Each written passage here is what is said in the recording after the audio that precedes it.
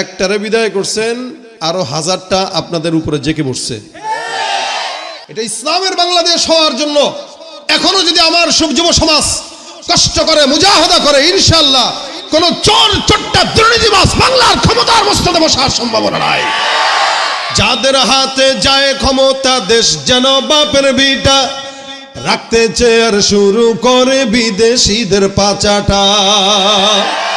যাদের হাতে যায় ক্ষমতা, দেশ যেন বাপের ভিটা, রাখতে চেয়ার শুরু করে বিদেশিদের পাচাটা। বিদেশিদের কথা মতো চালায় ওরা নিজের দেশ, বিদেশিদের কথা মতো চালায় ওরা নিজের দেশ। দেখতে দেখতে গোল্লায় গেল আমার সোনার বাংলাদেশ। গাইতে পারবেন? দেখতে দেখতে গোল্লায় গেল আমার সোনার, দেখতে দেখতে গোল্লায় গেল আমার সোনার বাংলাদেশ। একে একে শেষ করেছি, সবার দেখা হইল শেষ। দেখতে দেখতে গোল্লায় গেল, দেখতে দেখতে গোল্লায় গেল আমার সোনার বাংলাদেশ। মুসলমানের নামটা মোদের আছে খাতা কলমে, দোষের দোষী যে বাজারাই শাস্তি পায় যে আলেমে। মুসলমানের দেশটা মোদের আছে খাতা কলমে, দোষের দোষী যে বাজারাই শাস্তি পাবে আলেমে। ওরা ইসলাম বেচে ক্ষমতাটা পাকাপোক্ত করে বেশ, ইসলাম বেচেই ক্ষমতাটা পাকাপোক্ত করে বেশ। দেখতে দেখতে গোল্লায় গেল, দেখতে দেখতে গোল্লায় গেল আমার সোনার বাংলাদেশ। কেউ দিল না সবাই নিল, আমরা যে কলুর বলদ, সারা বছর নেয় না খবর, নির্বাচনে খুব দরদ। কেউ দিল না সবাই নিল, আমরা যে কলুর বলদ, সারা বছর নেয় না খবর, নির্বাচনে খুব দরদ। নির্বাচনের আগে নেতায় ধরে কত রকম বেশ, নির্বাচনের আগে নেতায় ধরে কত রকম বেশ। দেখতে দেখতে গোল্লায় গেল, এই দেখতে দেখতে গোল্লায় গেল, একে একে শেষ করেছি, সবার দেখা হইল শেষ। দেখতে দেখতে গোল্লায় গেল আমার সোনার বাংলাদেশ। আর দেখা নয় এবার শিখা, জ্বালিয়ে দাও বিদ্রোহের, চোখের পানির বদলে এবার খুন ঝরিয়ে দাও বুকের। আর দেখা নয় এবার শিখা, জ্বালিয়ে দাও বিদ্রোহের, চোখের পানির বদলে এবার খুন ঝরিয়ে দাও বুকের। আবার জাগো বীর জনতা, ফিরে পেতে সেই সে দেশ, আবার জাগো বীর জনতা, ফিরে পেতে সেই সে দেশ। দেখতে দেখতে গোল্লায় গেল, দেখতে দেখতে গোল্লায় গেল আমার সোনার বাংলাদেশ। দেখতে দেখতে গোল্লায় গেল আমার সোনার বাংলাদেশ। ঠিক নেই? রাগ করছেন কেউ? ওই যে বললাম, রাগ করার মতো ক্ষমতা এখন আর কেউ নাই। যারা রাগ করতো তারা ক্ষমতায়ও নাই, আর যারা সম্ভাবনা আছে এরা ক্ষমতায় আসেই নাই। সুতরাং আমার দেশে আমি জনগণ, আমি সরকার, কথা কয় না ভাই? আল্লাহ পাক রব্বুল আলামিন আমাদেরকে দামি বানিয়েছেন ইনসান হওয়ার কারণে। এরকম দামি আল্লাহ পাক এই মাখলুকাতের মধ্যে কাউকে বানান নাই। মাখলুকাতের ভিতরে সবচেয়ে দামি ইনসান। এই ইনসান আল্লাহ পাকের গোলামি করার কারণেই দামি। যদি গোলামি না করে তাহলে ও গরু ছাগলের চেয়েও খারাপ, হায়াওয়ান জানোয়ারের চেয়েও খারাপ। কুকুর, বিলাই, ছাগল, হায়াওয়ান, জানোয়ার, চতুষ্পদ জন্তু আপনারা দেখেন, আল্লাহ পাক কখনো কখনো এই ইনসানকে এই জানোয়ারের চাইতেও অধম বলেছেন। কেন? বলে তার খাচ্চতের কারণে। মানে বাংলা ভাষায়, গ্রামগঞ্জের ভাষায় একটা কথা আছে, খাচ্চত খারাপ বা খাসলত খারাপ। অর্থাৎ তার চরিত্র খারাপ যখন হয় তখন ও দুনিয়ার সবচেয়ে নিকৃষ্ট জাতিতে পরিণত হয়। কুকুর একটু দাম থাকে, কিন্তু ওই মানুষের কোনো দাম থাকে না। আল্লাহ পাক আমাদেরকে এত দামি বানাইলেন, এরপরেও আমরা যদি আল্লাহ পাকের গোলামি না করি তাহলে গরু, ছাগল, কুকুর, বিড়াল, হায়াওয়ান, জানোয়ারের চেয়ে আমরা ভালো না খারাপ? খারাপ। এই জন্য আল্লাহ পাক যতদিন বাঁচবো তার গোলামি করারই তৌফিক দান করুক। কত মানুষ বাইরে দাঁড়ায় আছেন আপনারা, একটু ভিতরে চলে আসলে প্যান্ডেলটা কত সুন্দর লাগতো, আমি কথা বলতে আরো স্বাচ্ছন্দ্য বোধ করতাম। আসেন এ ভাই, আপনারা বসেন, এ বাবারা বসো। এই যে ফ্ল্যাশগুলো জ্বালায় রাখছে, মোবাইল বন্ধ করেন, ফ্ল্যাশ নিবান, সবাই ভিতরে ঢুকেন। কই ভাই বসেন, আপনারা বসে যান, বসে যান। আমি আজকে আপনাদেরকে ওয়াজ তেমন বেশি শুনাইতে পারবো না, তবে যেটা শোনাবো এটা একটা দামি জিনিস। আমি এখান থেকে আসতেছিলাম আর ভাবতেছিলাম কি ওয়াজ করব, তো মাথায় হুট করে আসলো যে একটা ওয়াজ আপনাদেরকে করা যায়, যেহেতু আপনাদের আমাদের ভিতরে অনেক মানুষ আছেন যারা শয়তান জিন্নাতের আসরে জিন্দগি শেষ হয়ে গেছে। আমাদের অনেক মায়েরা আছেন যারা জিন্নাতের মাধ্যমে নির্যাতিত। তা আমি আপনাদেরকে এমন একটা আয়াতে কারিমা শিখাবো যে আয়াতে কারিমা তেলাওয়াত করলে আল্লাহ পাক বান্দাকে ফেরেশতাদের মাধ্যমে হেফাজত করেন। সুবহানাল্লাহ। আগামীকাল বলেন, আজকে দরকার নাই, থাক, শীত বেশি পড়ছে না, থাক, জবান খুলেন না। আমিও জবান বন্ধ করেই করে ওয়াজ করি, আর একটা গজলও হবে না। কিপটার জাত,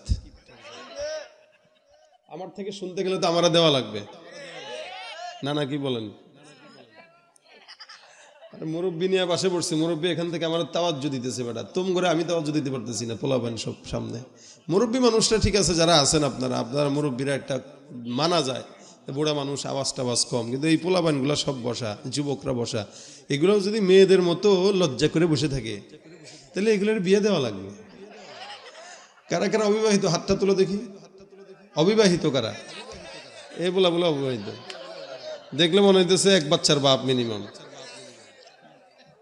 দেখি জোরে জোরে, হ্যাঁ হাত তুলো একদম উঁচা করে। কারা কারা অবিবাহিত? নারায়ে তাকবীর। শুধু অবিবাহিতরা নারায়ে তাকবীর। আচ্ছা আলহামদুলিল্লাহ, এই আওয়াজটা যেন থাকে। আরে শীতের ভিতরে আওয়াজ দিলে শরীর গরম থাকবে, ঠিক না? আচ্ছা, আল্লাহ পাক রব্বুল আলামিন আমাদেরকে আল্লাহর পরিচয় শিখিয়েছেন। আমি যে আয়াতে কারিমা তেলাওয়াত করেছি এটা অনেক দামি আয়াত। এই আয়াতের নাম, এই বাবুরা, এই না না তোমাদের কি হাসা যাবে না, কথা বলা যাবে না, আমার দিকে তাকায় থাকবা। একটি আয়াতে কারিমা আল্লাহ পাক রব্বুল আলামিন সূরা বাকারায় আল্লাহ পাক নাজিল করেছেন। এই আয়াতের নাম হচ্ছে আয়াতুল কুরসি। আপনারা কি আয়াতুল কুরসি মুখস্থ পারেন? কেউ আছেন? কারা কারা পারেন আয়াতুল কুরসি? কারা কারা পারেন? আলহামদুলিল্লাহ। অনেকেই পারেন না, নামান। আয়াতুল কুরসি এটা আল্লাহ পাক রব্বুল আলামিন বহুত বড় ফজিলতপূর্ণ একটি আয়াত, যে আয়াতের ব্যাপারে রাসূল করিম সাল্লাল্লাহু আলাইহি ওয়াসাল্লাম বলেন, ফজিলত বর্ণনা করেন।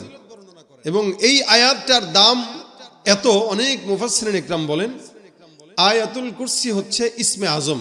ইসমে আজম আপনারা তো জানেন, এই ইসমে আজম হচ্ছে আয়াতুল কুরসির অন্যতম একটা নাম, যেটা পড়লে আল্লাহ পাক বান্দার সমস্ত মনের আশা, দোয়া এবং হেফাজত সব আল্লাহ পাক নিজে দায়িত্ব নিয়ে নেন। গুরুত্বপূর্ণ একটি আয়াত আয়াতুল কুরসি, কারণ এটা শুরুতেই আল্লাহ পাক তার উলুহিয়তের সবক দিয়েছেন। কি? আল্লাহু লা ইলাহা ইল্লা হুয়াল হাইয়ুল কাইয়্যুম লা তাখুযুহু সিনাতুন ওয়ালা নাওম। আল্লাহ বলেন, আল্লাহ যার সাথে কোনো শরীক নেই। আল্লাহু লা ইলাহা ইল্লা হু, আল্লাহ তিনি যার কোনো ইলাহ নাই, যিনি ছাড়া আর কোনো ইলাহ নাই, যার সাথে কোনো শরীক নাই, তিনি হলেন আল্লাহ। আল্লাহু লা ইলাহা ইল্লা হুয়াল হাইয়ুল কাইয়্যুম। তার আরেকটা পরিচয় হলো তিনি চিরঞ্জীব, চিরশক্তিশালী। লা তাখুযুহু সিনাতুন ওয়ালা নাওম। ইনি এই জমিনের তদারকি করেন। এলাকার মধ্যে চেয়ারম্যান আছেন, মেম্বার আছে, এমপি মন্ত্রী আছে। এরা ঘুমাইলে এলাকা চলে, এমপি ঘুমাইলেও এলাকা চলে, রাষ্ট্রপ্রধান ঘুমাইলেও দুনিয়া চলে, মেম্বার ঘুমাইলেও অঞ্চল চলে, ইউনিয়ন চলে, ওয়ার্ড চলে। কিন্তু আল্লাহ পাক রব্বুল আলামিন এমন কুদরতের মালিক, যেই মালিক এক সেকেন্ডের জন্য তদ্রাচ্ছন্ন হলেও আসমান আর জমিন এক সেকেন্ডের জন্য টিকবে না। আল্লাহু লা ইলাহা ইল্লা হুয়াল হাইয়ুল কাইয়্যুম লা তাখুযুহু সিনাতুন ওয়ালা নাওম। আল্লাহ পাক ডাক দিয়া বলেন, ওই আল্লাহ যিনি কোনোদিন ঘুম তো দূরের কথা তন্দ্রাচ্ছন্ন হন না। এই আয়াতুল কুরসির ভিতরে আল্লাহ পাক অনেক কিছু বর্ণনা করেছেন, সব বলার সময় নাই। তবে আয়াতুল কুরসির ফজিলত সম্পর্কে কিছু কথা আপনাদেরকে আমি শোনাবো। এ মুসলমান ভাইরা আমার, আমাদের যুবকরা রাত্রিবেলা ঘুমের আগে, সকালবেলা ঘুম থেকে জেগে, ঘুমানোর আগেও মোবাইল দেখে, ঘুম থেকে জেগেও মোবাইল চালায়। আমাদের যুবকদের আমাদের অবস্থা এরকম হয়ে গেছে, কাজে অকাজে, সময়ে অসময়ে মোবাইল ধরে ধরে আমাদের ফেসবুক আর ইউটিউবে ঢোকাটাই হলো আমাদের মাকসাদ হয়ে গেছে। একজন আরেকজনের দোষ সমস্ত কিছু তালাশ করে মোবাইলের ভিতরে, সমস্ত কিছু লেখালেখি করে মোবাইলের ভিতরে। রাত্রিবেলা ঘুমের শুরুতে, ঘুমের আগে পয়গম্বর মুহাম্মদুর রাসূলুল্লাহ সাল্লাল্লাহু আলাইহি ওয়াসাল্লাম বর্ণনা করেন, কেউ যদি রাত্রিবেলা ঘুমের আগে এই আয়াতুল কুরসি তেলাওয়াত করে, আমার আল্লাহ পাক ওই বান্দাকে সারাটা রাত আল্লাহ পাকের জিম্মায় নিয়ে নিবেন। এত বড় ফজিলতপূর্ণ আয়াত। ঘরের ভিতরে চোর ঢুকলো, ডাকাত ঢুকলো, যায় কিছু ঢুকুক না কেন, আপনাকে ক্ষতি করতে যদি যায়, এই আয়াতুল কুরসির তেলাওয়াত যদি কেউ করে, নবী করিম সাল্লাল্লাহু আলাইহি ওয়াসাল্লাম বলেন, আল্লাহ পাক রব্বুল আলামিন বলেছেন, ওই বান্দাকে আল্লাহ পাক রব্বুল আলামিন নিজের কুদরতিভাবে হেফাজত করবে। শুধু তাই নয়, নবী করিম সাল্লাল্লাহু আলাইহি ওয়াসাল্লাম বলেন, মান ক্বরাআ আয়াতুল কুরসি ফি দুবুরি কুল্লি সালাতিন মাকতুবাতিন লাম ইয়ামনাহু মিন দুখুলিল জান্নাতি ইল্লা আইয়ামুত। আমার পয়গম্বর ডাক দিয়া বলেন, 5 ওয়াক্ত নামাজ আমাদের যাদের পড়ার অভ্যাস আছে, ফজরের নামাজ, যোহরের নামাজ, আসরের নামাজ, মাগরিবের নামাজ, ইশার নামাজ, এগুলো একটা মুমিনের জন্য ফরজ বিধান। এ মুসলমান, যদিও আমাদের এখানে সমস্ত মুসলমান ভাইয়েরা বসা আছে, কিন্তু অধিকাংশ মুসলমান ফজর থেকে এশা পর্যন্ত একটা নামাজও পড়ে না, জুমার নামাজ ছাড়া। শুধু জুমার নামাজে মসজিদে নামাজের জন্য যায়, জুমার নামাজে সাপ্তাহিক একবারের মুসল্লি, অথবা সারা বছরের জন্য ওই শবে বরাতের রাত্রে অথবা শবে কদরের রাত্রিতে নামাজের জন্য যায়। নিজে মুসলমান দাবি করে কিন্তু মুসলমান হইতে পারে নাই। আমার আল্লাহ পাক ডাক দিয়া বলেন, ওয়া মিনান নাসি মান ইয়াকুলু আমান্না বিল্লাহি ওয়া বিল ইয়াউমিল আখির ওয়া মা হুম বিমুমিনিন। মানুষের মধ্যে এমন একদল থাকবে যারা নিজেদেরকে মুমিন দাবি করবে। আল্লাহ পাক ডাক দিয়া বলেন, শুনো, যারা নিজেদেরকে ইমানদার বলে, মুমিন বলে ঘোষণা দেয়, যারা বলে আমরা আল্লাহর প্রতি ঈমান আনলাম, যারা বলে আমরা আখিরাতের প্রতি বিশ্বাস করলাম, আমার আল্লাহ পাক ডাক দিয়া কয়, এরা একটাও মুমিন নয়, এরা হলো ভণ্ড, এরা হলো মুনাফিক। নামাজ পড়ে না, ইমানদার দাবি করে, নামাজ পড়ে না, রোজা রাখে না, যাকাত দেয় না, হজ করে না, মানুষের সঙ্গে ভালো ব্যবহার করে না, জাগা মেরে খায়, সুদের টাকা খায়, ঘুষের টাকা খায়। আল্লাহ পাক বলে, যতই মুসলমান দাবি করুক না কেন, একটাও মুসলমান নয়, এরা বেঈমান। তুমি সুদের টাকায় প্রাসাদে গড়, ঘুষ ছাড়ো না, দিন দুঃখী না খেয়ে মরে, খবর রাখো না। সুদের টাকায় প্রাসাদে গড়, ঘুষ ছাড়ো না, দিন দুঃখী না খেয়ে মরে, খবর রাখো না। তুমি ঘুষ খেয়ে অবিচার করো সাজিয়া প্রধান, তুমি ঘুষ খেয়ে অবিচার করো সাজিয়া প্রধান। তুমি কেমন মুসলমান, কেমন মুসলমান, নামাজের সাথে নাই পরিচয়, মানো না কোরআন, নামাজের সাথে নাই পরিচয়, মানো না কোরআন। কেমন মুসলমান তুমি, কেমন মুসলমান। মুসলমান দাবি করলে নামাজ দরকার আছে কিনা? কয় ওয়াক্ত? আরে আল্লাহ যদি 50 ওয়াক্ত দিত তাহলে বিপদ তো কত কঠিন ছিল হিসাব। হ্যাঁ, এই শীতের দিন ফজরের পরে জোহরের টাইম হইতে একটু সময় লাগলে, কিন্তু জোহরের পর থেকে আসরের টাইম সময় লাগে না। জোহরের পরে খানা খাইতে খেতে দেবো মাছের টাইমে বেজে গেছে, আবার আসরের পরে হুট করে দেখি মাগরিব হয়ে গেছে, মাগরিবের পরে হুট করে দেখি এসে হয়ে গেছে। যদি 50 ওয়াক্ত নামাজ আল্লাহ ফরজ করতেন, বাইরে সারাদিন খালি সেজদায় পড়ে থাকা থাকতো। কাম করতেন কখন? বাজার করতে কখন? বিয়ে করতেন কখন? সময় আসেনি, সারাদিন নামাজ পড়া লাগতো। কিন্তু আল্লাহ পাক কত দয়ালু, আল্লাহ বলেন, বান্দা 50 ওয়াক্ত আমি কমায়া 5 ওয়াক্ততে আনছি তোর রসুলের কারণে। কিন্তু নবীকে আমি আল্লাহ এটা বলে দিয়েছি, কেউ যদি 5 ওয়াক্ত নামাজ বা জামাতের সঙ্গে কন্টিনিউ করে তো সে 50 ওয়াক্তের সওয়াবই পেয়ে যাবে। কত সওয়াব এই 5 ওয়াক্ত নামাজে। রাসূল বলেন, মান ক্বরাআ আয়াতুল কুরসি ফি কুল্লি দুবুরি সালাত ফি দুবুরি কুল্লি সালাতিন মাকতুবাহ। নবী আমার ডাক দিয়া বলেন, কেউ যদি 5 ওয়াক্ত নামাজের পরে এই আয়াতুল কুরসি পড়ে, ফজরের নামাজের পর একবার পড়বে, জোহরের নামাজের পর একবার পড়বে, আসরের নামাজের পর একবার পড়বে, মাগরিবের নামাজের পর একবার পড়বে, ইশার নামাজের পর একবার পড়বে। রাসূল বলেন কেউ যদি আয়াতুল কুরসিটা 5 ওয়াক্ত নামাজের পরে তেলাওয়াত করে, আমার আল্লাহ পাক রব্বুল আলামিন ওই বান্দাটাকে, আল্লাহ পাক কত বড় ফজিলতপূর্ণ কথা বলেন। রাসূল বলেন লাম ইয়ামনাহু মিন দুখুলিল জান্নাতি ইল্লা আইয়ামুত। 5 ওয়াক্ত ফরজ নামাজের পরে কেউ যদি আয়াতুল কুরসি তেলাওয়াত করে, নবী আমার ডাক দিয়া বলেন ওই বান্দা ইন্তেকাল করবে, ইন্তেকাল ছাড়া আল্লাহর বান্দাকে জান্নাতে ঢোকার জন্য দুনিয়ার কোনো মানুষ আর নিষেধ করতে পারবে না।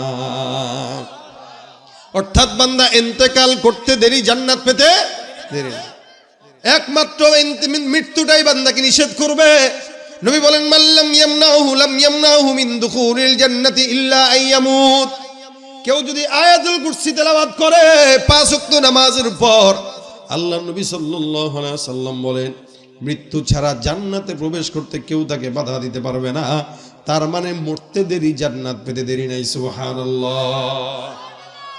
এত বড় ফজিলতপূর্ণ একটি আমল আয়াতুল কুরসির আমল। হাদিস শরীফে পয়গম্বর মুহাম্মদুর রাসূলুল্লাহ সাল্লাল্লাহু আলাইহি ওয়াসাল্লাম বর্ণনা করেন, এ নবীর উম্মতের দল, আবু হুরায়রা রাদিয়াল্লাহু তাআলা আনহুর একটা ঘটনা। আবু হুরায়রা বলে একবার নবী করিম সাল্লাল্লাহু আলাইহি ওয়াসাল্লাম আমাকে রমজান মাসের আগে সাদকাতুল ফিতর আর যাকাতের সমস্ত সম্পদগুলো আমার কাছে পয়গম্বর রাখতে দিলেন। রমজানে মানুষ যাকাত দেয়, সাদকাতুল ফিতর দেয়, এগুলোর জন্য আল্লাহর নবী আমাকে দায়িত্ব দেয়, এ আবু হুরায়রা, এই যে তোমার কাছে সম্পদ দেওয়া হলো, সম্পদগুলো তুমি সুন্দর করে ভাগ বন্টন করে নিজের কাছে রাখবা। যখন কোনো মানুষ আসবে হকদার যারা, তাদের কাছে এই সম্পদ পৌঁছে দেওয়া হবে। তার মানে এই সম্পদটা আবু হুরায়রার কাছে পয়গম্বর কি দিয়েছেন? আমানত দিয়েছেন। কি দিয়েছেন? আমানতটা অনেক কঠিন জিনিস। আমানতদারিতা সবাই রাখতে পারে না। কেউ যদি আমানতদারিতা রাখতে না পারে, ওই ব্যক্তিটার এমপি, মন্ত্রী, চেয়ারম্যান, মেম্বার হওয়ার কোনো যোগ্যতা রাখে না। কারণ এই এমপি, মন্ত্রী, চেয়ারম্যান, মেম্বারের কাছে আপনার আমার সম্পদগুলো কিন্তু আমানত থাকে।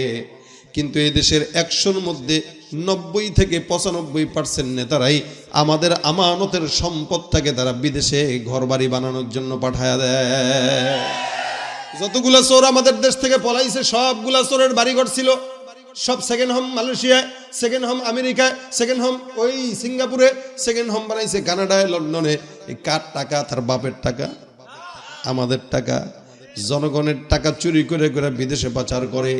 এ মুসলমান, এই সমস্ত চোর, বাটপার, সন্ত্রাসদের জন্য জনগণের সেবক হওয়ার যোগ্যতা আল্লাহ দেয় নাই। যার নিজের কোনো কন্ট্রোল নাই ইনসাফের প্রতি, ও আবার কিসের নেতা হয়? ভাইরা আমার খুব বুঝবেন, আমানতদারিতা অনেক বড় ইসলামের একটা সাবজেক্ট। আমানতদারিতা যার নাই তার ঈমান নাই। আবু হুরায়রা রাদিয়াল্লাহু তাআলা আনহু এত বিশাল বড় একজন সাহাবী, যেই সাহাবীটাকে বলা হয় হাদিস শরীফের মধ্যে, হাদিসের মধ্যে অধিকাংশ হাদিস, সবচেয়ে বেশি হাদিস বর্ণনাকারী সাহাবী আবু হুরায়রা। 5000-এর অধিক হাদিস বর্ণনাকারী সাহাবী আবু হুরায়রা। উনি বলেন নবী করিম সাল্লাল্লাহু আলাইহি সাল্লাম আমাকে এই যে সমস্ত জনগণের সদকা ফিতরের মালগুলো বক্ষণ করার জন্য, রক্ষণ করার জন্য আমার কাছে দিলেন। আমি রাত্রেবেলা সম্পদগুলো রক্ষণাবেক্ষণের দায়িত্ব নিলাম। হঠাৎ করে আমি টের পেলাম আমার ঘরের মধ্যে একটা চোর ঢুকলো। যেই চোরটা যাকাতের সম্পদ থেকে, সাদকাতুল ফিতরের সম্পদ থেকে চুরি করার জন্য আমার ঘরে ঢুকছে। সাহাবী দেখে চোর ঢুকে গেল ঘরের ভিতরে। আমি ওই চোরকে জিজ্ঞাসা করলাম, এই, সাথে সাথে হাতটা ধরে বললাম, ভাই তুমি আমার ঘরে কেন তুমি ঢুকলা? ঢুকছো তো ঢুকছো ভালো কথা, না বলে জনগণের টাকাগুলো, জনগণের সম্পদগুলো, জনগণের খেজুরগুলো তুমি তোমার ব্যাগের মধ্যে ভরতেছো। তার মানে তুমি চোর। কিন্তু ওই চোরটা ডাক দেয়া কয়, আল্লাহর কসম আমি চোর না, আমি অভাবের তাড়নায় আপনার ঘরে আসলাম। কারণ কি, আমার ঘরে বিবিও না খাওয়া, সন্তানও না খাওয়া, অনেক দিন হয়ে গেল আমার ঘরের মধ্যে কোনো আগুন জ্বলে না। যার কারণে উপায়ন্তর না পেয়ে মানুষের কাছে চাইতেও পারি না, না চাইতে পারতে আজকে বাধ্য হয়ে আপনার ঘরের মধ্যে ঢুকলাম কিছু জিনিস নেওয়ার জন্য। দয়া করে আমাকে ছেড়ে দেন। মনে রাখবেন, চোর যত বড়ই চোর হোক না কেন, যত ছোটই চোর হোক না কেন, ধরা খাওয়ার পর একই কথা প্রত্যেকটা চোর বলে, আর জীবনে চুরি করব, এটাই সে কয়। আবু হুরায়রা কয় এই চোরটা আমাকে ডাক দেয়া কয় ভাই আর কোনোদিন চুরি করবো না, আমারে ছেড়ে দেন। আল্লাহর বান্দা আবু হুরায়রা রাদিয়াল্লাহু তাআলা আনহুর দিলের মধ্যে মায়া লাগছে, আহারে এই বেচারার সন্তান খায় না, মাও খায় না, বিবিও খাইতে পারে না, এমন সন্তানকে, এই বাচ্চাকে, এই বেচারাকে কিছু জিনিস চুরি করতে দেওয়াটা আমার জন্য কর্তব্য ছিল, কিন্তু পারলাম না, কারণ এই সম্পদগুলো আমার না, এগুলো আম জনতার সম্পদ, সাধারণ জনগণের সম্পদ। পয়গম্বর আমার কাছে লিখলেন, আমানত রাখতে দিলেন। আবু হুরায়রা রাদিয়াল্লাহু তাআলা আনহু তাকে ধরলেন, ধরার পরে আবার সুন্দর করে তাকে ছেড়ে দিলেন। ছেড়ে দিয়ে বলতেছেন, যাও, খবরদার আর কোনোদিন যেন চুরি করবা না, নিজে কাজ করে করে কর্ম করে তারপরে নিজে চলবা, নিজের ফ্যামিলিকে চালাইবা। চোরটা চলে গেল। দেখেন তো, চোর রাত্রেবেলা ধরছে, আবু হুরায়রা আর চোর ছাড়া আর কেউ ছিল নাকি? দুজন ছিল, দুজন জানে। আবু হুরায়রা রাদিয়াল্লাহু তাআলা আনহু সকালবেলা ফজরের নামাজের সময় আল্লাহর নবীর পয়গম্বরের দরবারে নামাজের জন্য যখন গেলেন মসজিদে নববীর মধ্যে, নবী করিম সাল্লাল্লাহু আলাইহি ওয়াসাল্লাম ডাক দেয়া, আবু হুরায়রা, রাতে যে চোরটা ধরছিল ওই চোরটা কোন জায়গায় ছেড়ে দিছো নাকি? সুবহানাল্লাহ। রাসূল তো দেখে নাই চোর কোথায় আছে, আসছে কি না গেছে কিনা, এগুলো কিন্তু পয়গম্বর দেখে নাই। জানে কে? আবু হুরায়রা জানে।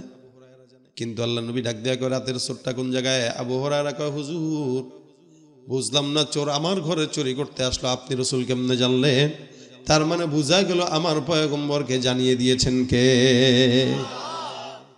আমার নবী যখন জানতে পারলেন রাতের আধারে চোরটা আসলো, তুমি আবু হুরায়রা ছেড়ে দিলা, হে আবু হুরায়রা ওই চোরটাকে ছাড়লা কেন? আবু হুরায়রা কয়, হুজুর চোরটা এমন একটা অসহায় চোর, যেই চোরের ঘরের ভিতরে খাবার নাই, বিবিও খায় না, সন্তানও খায় না, আসলেই সে চোর নয়, এই বান্দাটা হলো পরিস্থিতির শিকার। মায়া লাগছে দিলের মধ্যে, যার কারণে চোরটাকে ছেড়ে দিছি। নবী ডাক দেয়া কয়, হে আবু হুরায়রা, লিখে রাখো, এই একই চোর আগামীকাল রাতেও আবার তোমার কাছে আসবে চুরি করার জন্য।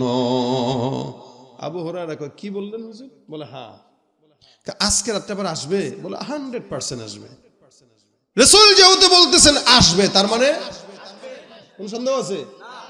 বুলেটের গুলি মিস হইতে পারে, রাসূলের কথা মিস হবে না। আবু হুরায়রা বলতেছেন, হুজুর আজকে যদি আসে তাহলে তার একদিন কি আমার একদিন। গতকাল তো তার বিশ্বাস করছিলাম, ভাবছিলাম এতিম মানুষ, গরিব মানুষ, বাচ্চা কাচ্চা না খায় রইছে, মায়া লাগছে, ছেড়ে দিছি। এই যদি আজকেও আবার আসে তাহলে তো খবর আছে। ভাইরা আমার, পরের দিন সকাল রাত্রেবেলা আবু হুরায়রা রাদিয়াল্লাহু তাআলা আনহু ইবাদতে মশগুল, মনে মনে ভাবতেছে নবী তো বলছে চোর আসবে, দেখি ইবাদত করতে থাকি, চোর কখন ঢুকবে, চোরটাকে দেখা দরকার, আজকে আবার আসে কিনা। কারণ গতকাল তো এমন ভাবে কান্নাকাটি করে ওয়াদা করছে, আজকে তো আসার কথা না। কিন্তু আমার নবী যেহেতু বলেছেন, তার মানে চোর আসবেই।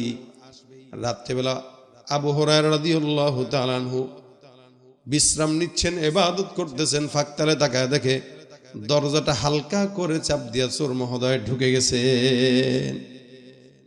চোর মহোদয় যখন ঢুকলেন, আবু হুরায়রা রাদিয়াল্লাহু তাআলা আনহু কয়, কি ব্যাপার? পিছন থেকে যায় চোরটাকে জড়ায় ধরে পড়ে বলতেছে, ব্যাপার কি? গতকাল রাত্রিতে তুমি আসছো, গতকাল রাত্রিতে তুমি যখন বললা তোমার সন্তান না খাওয়া, আমার দিলের মধ্যে বড় মায়া লেগে গেছে, যার কারণে তোমার ছেড়ে দিলাম। কিন্তু আজকে রাত্রেও তুমি আবার আমার ঘরে চুরি করার জন্য আসছো, আজকে তো তোমার আর ছাড়বো না। আবু হুরায়রা রাদিয়াল্লাহু তাআলা চোরটাকে ধরে দরজাটা লাগাই দিলেন। চোর এবার ডাক দেয়া, আবু হুরায়রা, আল্লাহর কসম, আল্লাহর ওয়াস্তে আমাকে তুমি ছেড়ে দাও, আমি তো ভাই চোর না, গতকাল তো আসছিলাম, চুরি করতে পারি নাই, ভাবলাম আজকে এসে কিছু জিনিস নিয়ে যাই, আমার সন্তানের জবানের মধ্যে খাবার দেই। আল্লাহর কসম, আমার ঘরে একটা বিন্দু খাবারের কোনো খেজুর না করো, হয়তো কিছু দাও, নয়তো আমাকে আল্লাহর ওয়াস্তে ছেড়ে দাও।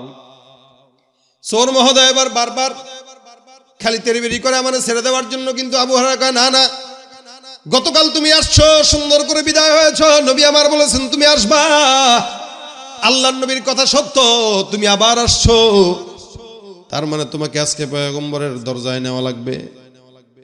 যখন রাসূলের সামনে নিবে, চোর শুনল চোরের গলা শুকায় গেছে, কারণ চোরও জানে নবীর কাছে গেলে ইসলামের শরীয়তের আইন পাশ হয়ে যাবে, হাত কাটা ছাড়া উপায় নাই। আমাদের এই দেশটা শান্তির দেশ যদি হতো, ইসলামের আইন যদি থাকতো, যত নেতা কর্মীরা অতীতে চুরি করে গেছে একটারও বডির মধ্যে হাত থাকতো না, চুরির অপরাধে তাদের হাত কেটে দেওয়া হতো। ইসলাম বলে ওয়াস-সারিকু ওয়াস-সারিকাতু ফাকতাউ আইদিয়াহুমা জাযাআম বিমা কাসাবা নাকালাম মিনাল্লাহ। চোর যদি চুরি করে, আল্লাহ পাক রব্বুল আলামিন বলে ইসলামের আইন হলো চোর চুরি করবে, বান্দা তার হাতটা কেটে দাও। প্রথমে একটা কাটবা, তারপরে আরেকটা কাটবা। কিন্তু আমাদের দেশে এই যে গ্রামগঞ্জে তাকায় দেখবেন ছোট ছোট পকেট মার যখন ধরা খায়, এলাকার বাজারের মানুষরা ধরে ধরে মারতে মারতে একদম তেনা বানায় দেয়। কিন্তু এই সমাজের কোটি কোটি কোটি কোটি টাকা যারা চুরি করে বিদেশে পাচার করে, এই বড় বড় চোরদেরকে দেখলে ঠিকই সালাম দেয়। ছোট চোরকে দেখলে পিডায়, বড় চোরকে দেখলে, ছোট চোরকে দেখলে চোরের ঘরে চোর আইছে, আর বড় চোরকে দেখলে স্যার আসসালামু আলাইকুম স্যার, স্যার গো বিপদে পড়ছি স্যার, ও স্যার। আরে এই স্যারে কিরে ছোট চোরগুলো পিডা, স্যার আমি এত বড় চোর, আমার স্যার স্যার গোস কেন? তো উচিত ছিল যে ছোট চোর তাকে ছেড়ে দিয়ে যে বড় চোর আগে এগুলো ধরা, কারণ বড় চোর একটারও ধরবেন, এটার সাথে কান ধরলে যেরকম মাথা আসে, এই বড় চোরের সাথে আরো 100টা চোর এমনি চলে আসবে। চোর যেই হোক না কেন, নবী বলেন আরে ফাতেমাও যদি চুরি করতো আমি রাসূল ফাতেমার হাত কেটে দিতাম। নবী বলতেছেন ফাতেমাও যদি চুরি করতো আমি পয়গম্বর ফাতেমার হাত কাটতাম। সেখানে আপনি আমি সদরুদ্দিনরা বড় বড় চোরদেরকে দেখলে সালাম দেই, যার কারণে এই বাংলাদেশ চোর মুক্ত এখনো হইতে পারে নাই। কথা কয় না? এই বাংলাদেশে এখনো চোররা আছে না নাই? জোরে কয়। ওরা হলো দেশের লাগি মহামারীর মতন, ফাইলে কলম ঠেকাইয়া চালায় শুধুই নির্যাতন। ঘুষের টাকায় ওদের ভুড়ি, ঘুষের টাকায় ওদের ভুড়ি করে যে টান টান। ওরা শিক্ষিত শয়তান, ওরা শিক্ষিত শয়তান, ওরা শিক্ষিত শয়তান। ঠিক কিনা? এই জন্য ছোট চোরে যেমন তেমন বড় চোর গুলোর ধরা দরকার। চোর তো চোরই। আবু হুরায়রা বারবার যখন চোর বারবার ডাক দিয়া বলে, আবু হুরায়রা আমার আল্লাহর রাস্তে মাফ করে দাও, আর জিন্দেগিতে কোনোদিন চুরি করব না। কান ধরলাম। আবু হুরায়রার দিলে মায়া লেগে গেছে। আরে চোর বেচারা কেমনে কান্দতেছে। ভাই ঠিক আছে, কান্দিস না, যা ছেড়ে দিস আদর করে। রাসূল সাল্লাল্লাহু আলাইহি ওয়াসাল্লাম পরের দিন ফজরের নামাজে যখন মসজিদে নববীর মধ্যে যায়, আল্লাহর নবী ডাক দিয়া কয়, আবু হুরায়রা কই গতকাল রাত্রে কি চোর আসে নাই? আবু হুরায়রা কয়, হুজুর চোর আসছে। রাসূল সাল্লাল্লাহু আলাইহি ওয়াসাল্লাম কয়, যদি চোর আসে তাহলে চোর কোথায়? আবু হুরায়রা কয়, হুজুর চোর গতকাল যেভাবে আমার কাছে ক্ষমা চাইছিল কান্নাকাটি করে করে, আজকেও এই ক্ষমা চাওয়ার কারণে আমি তারা ছেড়ে দিছি, মায়া লেগে গেছে। বলছে আল্লাহর কসম খায়া আর কোনোদিন চুরি করতে আসবে না। নবী ডাক দেয়া কয়, আবু হুরায়রা মনে রাখো ওই চোরটা আজকে রাতেও আবার তোমার দরবারে আসবে।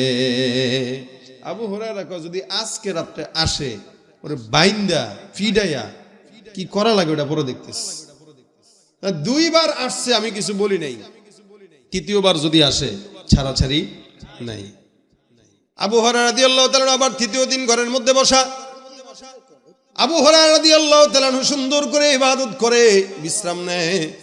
একটু শুইলেন পিঠ লাগায়া, হঠাৎ করে ঘরের মধ্যে চোর মহোদয় আবার ঢুকে গেছে। কোনটা? বলে গতকালের 2টাই, ওই একটাই। গত 2 দিন যে আসছিল ওই আজকে আবার আসলো। নবী করিম সাল্লাল্লাহু আলাইহি সাল্লামের কথা সত্য, ওই চোরটাও সুন্দর করে ঘরে ঢুকে গেছে। আবু হুরায়রা ডাক দেয়া কয়, কি ব্যাপার? আজকে যদি আসে তাহলে বাঁধবো, এই কারণে আগের থেকেই প্রস্তুত ছিল। সুন্দর করে দড়ি টড়ি নিয়ে আবু হুরায়রা রাদিয়াল্লাহু তাআলা ইয়ার চোর মহোদয় ঢুকলেন। আবু হুরায়রা ঝাপকি দিয়া সুন্দর করে ধরে চোরের হাত পাও বাঁধা শুরু করে দিলেন। বেঁধে টেঁধে ডাক দেয়া কয়, আজকে তোরে পাইছি, এই যে বাঁধছি আজকে হাত, নবীর রওজা ছাড়া আজকে আর কোনো জায়গায় যাবে না। তুই আজকে নবীর সাথে দেখা হবে, রাসূল বিচার করবে, তারপরে তোর ছাড়া হবে। বিচার করবে কে? নবী সাল্লাল্লাহু আলাইহি ওয়াসাল্লাম। নবী করিম সাল্লাল্লাহু আলাইহি ওয়াসাল্লামের দরবারে যাওয়া লাগবে, প্রস্তুত হও। চোর বুঝে গেছে আজকে আর আমার ছাড়াছাড়ি নাই। সুতরাং কি করা যায়, কি করা যায়? আবার চোর যখন সুন্দর করে রশি দিয়া বেঁধে আবু হুরায়রা ধরে রাখছে, চোর এবার কিছুক্ষণ পর ডাক দেয়া, ও হুরায়রা বল কিস? আল্লাহর রাস্তায় আমার মাফ করে দে বাইরে, মায় খায় না, বাবা খায় না, পোলায় খায় না, আবু হুরায়রা কয়, পারলে নতুন কোনো কথা থাকলে ক, পুরান কথা বাদ দে। গত 2 রাত্রে আমি তোরে পুরান কথা শুনে শুনে ছাড়ছি, আজকে তো পুরান কথা মুড়ি ভিজবে না। চোর ডাক দেয়া কয়, আবু হুরায়রা সত্যি তুমি আমার বিশ্বাস করো, আমি আসলে এই চোর না, সাধারণ মানুষ, চুরি করার জন্য আমার মন চায় না, কিন্তু আমি বাধ্য হইছি। আবু হুরায়রা কয়, শুনতাম না, কানে তুলা দিয়ে রাখছি, যাই কবি কোনো লাভ নাই। এবার চোর চিন্তা করলো, এই কথা দিয়ে তো যেহেতু মুড়ি ভেজে না, এখন জিনিস পাল্টানো দরকার। এই দরজার সঙ্গে হেলান দিয়া আবু হুরায়রাকে ডাক দেয়া বলে, হ্যাঁ আবু হুরায়রা, আমি তোমাকে এমন একটা কোরআনের আয়াত শিখাবো, যেই কোরআনের আয়াতটা তুমি জানো না এর ফজিলতটা কি।